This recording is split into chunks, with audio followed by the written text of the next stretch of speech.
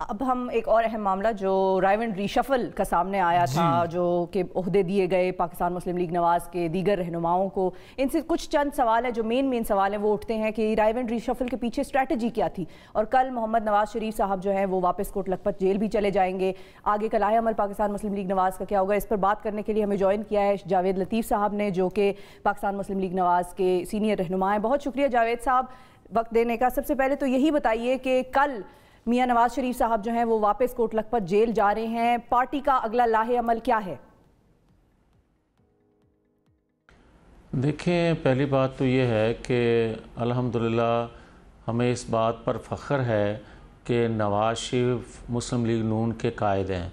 वो इस वजह से कि 70 सालों में पाकिस्तानी कौम को किसी लीडर ने भी सिमत दुरुस्त ना की, मंजिल की निशानदेही ना की। पाकिस्तान मुस्लिम लीग नून ने उसकी क़यादत ने ये बता दिया कि आने वाली नस्लें भी जो हैं अगर पार्लिमानी निज़ाम को मजबूती से थामे रखेंगी, अदारे मजबूत होंगे, पाकिस्तान में मुल्की गैर मुल्की सरमायाकारी आएगी और पाकिस्तान खुशहाल होगा अगर अदारे जो हैं वो अपनी हदूद में रहकर काम करें। जावेद साहब, बड़ी अच्छी बात की आपने। ये बात तमाम लोग अपने लीडरान के बारे में यही बात करते हैं कि सिर्फ और सिर्फ विजन और तरक्की वो हमारे लीडर के साथ ही होगी।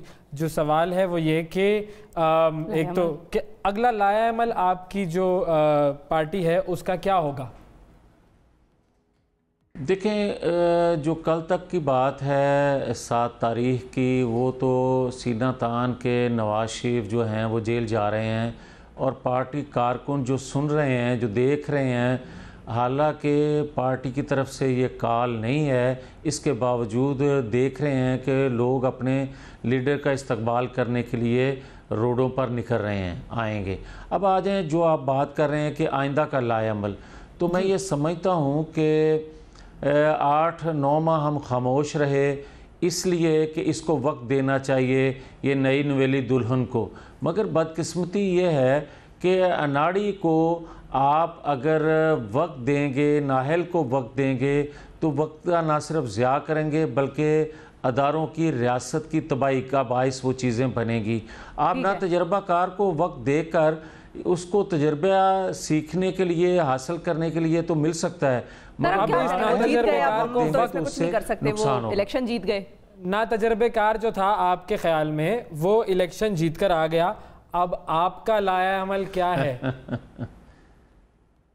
ना तजर्बाकार इलेक्शन जीत के नहीं आ गया, जितवा दिया गया। पर ये फिर वही वाली हम एक ऐसे बहस में पड़ जाएंगे कि जो बहस हमेशा से हो रही है और आज तक कोई ये बात साबित भी नहीं कर पाया। कयास आराइयाँ होती हैं, गुमान हैं, जुमले हैं, ना ये बात साबित होगी। इस कौम को एक ट्रक की बत्ती के पीछे लगाने के बजाय हम इस बात पर आ जाते हैं कि चलें लाया अमल आपसे हमने 2-3 दफ़ा पूछ लिया, रहने देते हैं। अब ये बताइए कि जो नवाज शरीफ साहब की कैफियत है इस वक्त बीमारी की, अब वो इलाज कहाँ से करवाएंगे? देखें, जो आप बार बार पूछ रहे हैं ना सवाल और आप कह रहे हैं कि मुझे जवाब नहीं मिल रहा, मैं फिर कह देता हूं आपसे कि हम नहीं चाहते थे कि कोई तहरीक चले इस हुकूमत को गिराने के लिए। ये खुद से गिरेगी तो ज़्यादा बेहतर होगा, मगर अब क्योंकि ज़्यादा देर हो रही है, लोगों की चीखें निकल रही हैं। आप ये देखें, रोज़ाना पेट्रोल की कीमत बढ़नी, रोज़ाना घी, शक्कर, आटा, दाल की रेट बढ़ने, ये लोगों की पहुंच से दूर होती जा रही हैं चीज़ें। और अगर किसी ने मेरा सवाल ये था कि नवाज शरीफ साहब इलाज कहाँ से करवाएंगे, तो ये और तबाही हो जाएगी। नहीं, नवाज शरीफ साहब इलाज कहाँ से करवाएंगे? इलाज जो है, देखें मेरी बात सुने, आप हौसले से मेरी बात सुन लें। मैं ये आपको कहना चाहता हूँ कि बदकिस्मती है इस कौम की कि झूठ बोलने वाले इसकी क़यादत कर रहे हैं। मुझे ये बताएं कि आप बीमार हो जाएं तो आप यकीनन उससे इलाज करवाएंगे जिससे आप अपनी ये हिस्ट्री होगी जिस डॉक्टर के पास करवाएंगे। सवाल ये है अब किससे करवाएंगे, क्योंकि आप तो बाहर नहीं जा सकेंगे ना वो।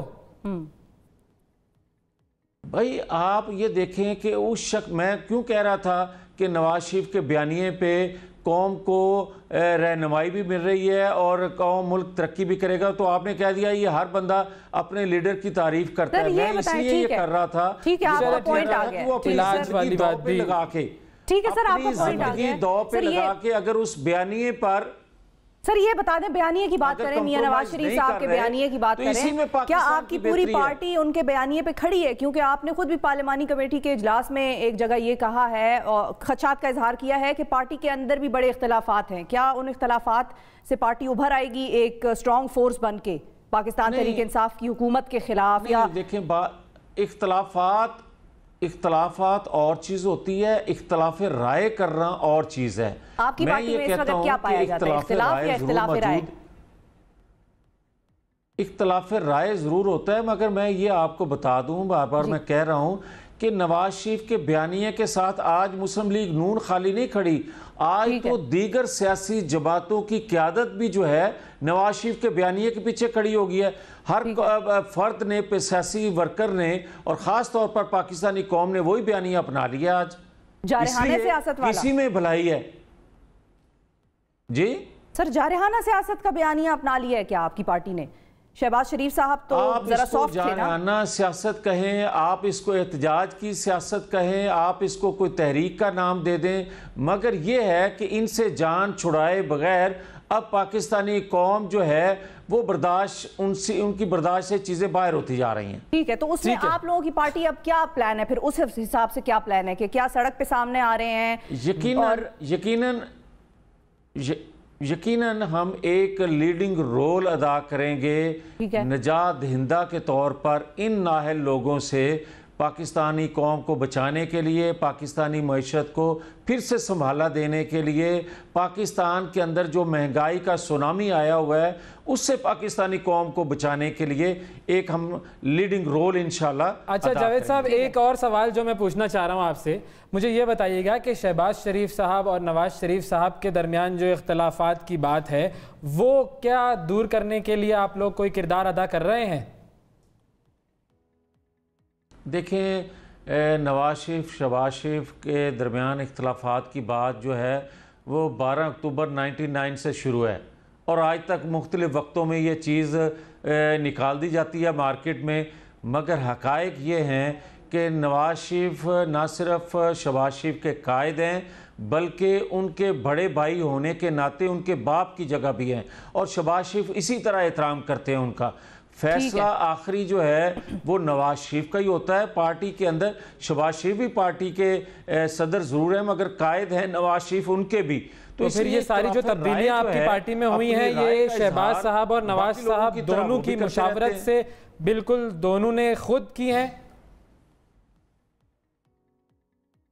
जो तब्दीलियां आपकी पार्टी में हुई, क्या ये तब्दीलियां नवाज शरीफ साहब और शहबाज शरीफ साहब दोनों ने मिलकर कंसेंसस के साथ खुद की हैं? बिल्कुल बिल्कुल, यकीनन। अच्छा, मतलब ऐसा नहीं हो सकता था कि वापसी तक रुक जाते, मिलकर बैठकर बात कर लेते? वापस भी आ रहे हैं नवाज शरीफ शहबाज शरीफ साहब या नहीं? उनकी वापसी का क्या इरादा है? शहबाज शरीफ साहब वापस आ रहे हैं और मैं आपको एक चीज़ अर्ज़ कर दूं कि हक़ाइक़ ये हैं कि शहबाज शरीफ एक मौजी मर्ज़ में मुब्तला हैं कई सालों से। अब आप ये देखें कि बेगम कुलसूम नवाज़ जब बीमार थीं तो यहाँ से ऐसे बेकार लोग जो थे, नाहल लोग जो थे, उनकी बीमारी के हवाले से भी मुख्तलिफ सवालात करते थे। और असल में उनकी वीडियोस आती है ना कि वो कभी मार्क्स एंड स्पेंसर इधर-उधर फिर रहे हैं, घूम रहे हैं। वो बीमार थी।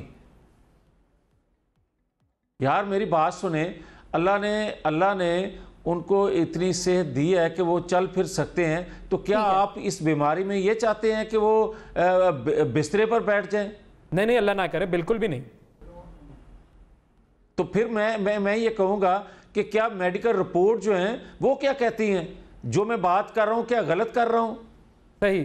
तो हमें एक ब्रेक लेनी है, ब्रेक पे जाने से पहले सिर्फ इतना बता दें, कोई तारीख है उनके वापस आने की? जी इंशाल्लाह उनके टेस्ट हो रहे हैं, जो ही डॉक्टर उनको इजाज़त देंगे तो वो पाकिस्तान में पहली फुर्सत में आएंगे। जावेद लतीफ़ साहब, आपसे एक चीज़ जो अहम है, जो जानने की ज़रूरत है इस वक्त लोगों को भी, ज़ाहिर है पाकिस्तान मुस्लिम लीग नवाज़ के जो सपोर्टर्स हैं, वोटर्स रहे हैं, उनके लिए भी, कि बहुत बड़े बड़े लीडरान हैं पाकिस्तान मुस्लिम लीग नवाज़ के, बड़े सीनियर लीडरान हैं और बड़े कॉन्फिडेंट्स हैं पाकिस्तान मुस्लिम लीग नवाज़ के जो लीडरान के, तो राना तनवीर साहब को ही क्यों सिर्फ पब्लिक अकाउंट्स कमेटी का चेयरमैन बनाने का ये फैसला हुआ? कोई खास वजह है क्या इसके पीछे? उसमें कोई इख्तिलाफात थे या नहीं थे? नहीं, देखिए बात यह है कि मैंने पहले अर्ज़ किया कि इख्तिलाफ राय जमातों के अंदर होता है, मगर जब लीडरशिप फ़ैसला कर ले तो उसके बाद डिसिप्लिन का तकाजा यही होता है कि उसको माना जाए। तो ये फ़ैसला हो चुका, लिहाजा हमने उसको मान लिया, मगर ये कोई मुस्तकिल फ़ैसला नहीं है। जो ही शहबाज शरीफ वापस आएंगे तो या पब्लिक अकाउंट कमेटी के वही चेयरमैन होंगे या जो फ़ैसला फिर वो करेंगे। ठीक है। अच्छा, और एक और चीज़ बड़ी अहम है, कल से हम देख रहे हैं कि जब मरियम नवाज़ साहिबा को वाइस प्रेसिडेंटशिप जो है वो यहाँ पर दी गई तो एक तरह से लोगों ने सवाल उठाना शुरू कर दिया कि पाकिस्तान मुस्लिम लीग नवाज़ जो है वो पीटीआई पे बड़ी तनकीद करती है कि जहांगीर तरीन साहब को कैबिनेट मीटिंग्स में बिठाते हैं और एक तरह से कोर्ट से डिस्क्वालीफाइड हैं। तो फिर मरियम नवाज़ साहिबा को क्या देना चाहिए था ये ओहदा, आपके ख्याल में? आपकी पर्सनल राय जानना चाह रही हूँ। नहीं, देखिए मैं गुजारिश करूँ कि जहांगीर तरीन और मरियम नवाज़ साहबा के केस में कानूनी पहलू अगर आप देखें तो फ़र्क ये है कि मरियम नवाज़ साहबा की जो सज़ा है वो मुअत्तल हो चुकी है, वो इलेक्शन भी लड़ सकती हैं। आप सर वो तो लीगल एस्पेक्ट है, लीगल साइड पे मैं नहीं जा रही क्योंकि मैं खुद लीगल एक्सपर्ट नहीं हूँ। मैं सिर्फ मॉरली और एथिकली जो ठीक है मैं उसकी बात कर रही हूँ। आपके ख्याल में ये मॉरली एथिकली ठीक है? बस छोटा सा जवाब दे दे सर। तो फिर आप अगर ये देखें तो हकायक ये हैं कि नवाज़ शरीफ को भी मुस्लिम लीग नून का प्रेसिडेंट इसलिए बना देना चाहिए कि नवाज़ शरीफ पर कोई ज़ाती कोई ऐसा कोई करप्शन का कोई दूसरा इल्ज़ाम साबित नहीं हुआ, बल्कि ये सियासी बुनियादों पर बनने वाले केसेस जो हैं इन पर इनको सज़ा दी गई जो पूरी दुनिया के सामने है। और नवाज़ शरीफ को ये पहली दफ़ा सज़ा नहीं हुई। नवाज़ शरीफ को जब 12 अक्टूबर 1999 के बाद 25 साल सज़ा सुनाई गई थी, क्या उसके बाद नवाज़ शरीफ प्राइम मिनिस्टर नहीं बने? ठीक है, बिल्कुल सही। और बहुत शुक्रिया जावेद साहब, वक्त दिया आपने। देखेंगे आइंदा भी नवाज़ शरीफ चौथी दफ़ा प्राइम मिनिस्टर बनने जा रहे हैं। चलें जी, ये भी अब देखते हैं कि कब ऐसा होता है और कब वो अपने केसेस से निकल पाते हैं और क्या ऐसा हो पाता है या नहीं हो पाता। बहरहाल जी, बहुत शुक्रिया आपका जावेद साहब, आपने वक्त दिया हमें।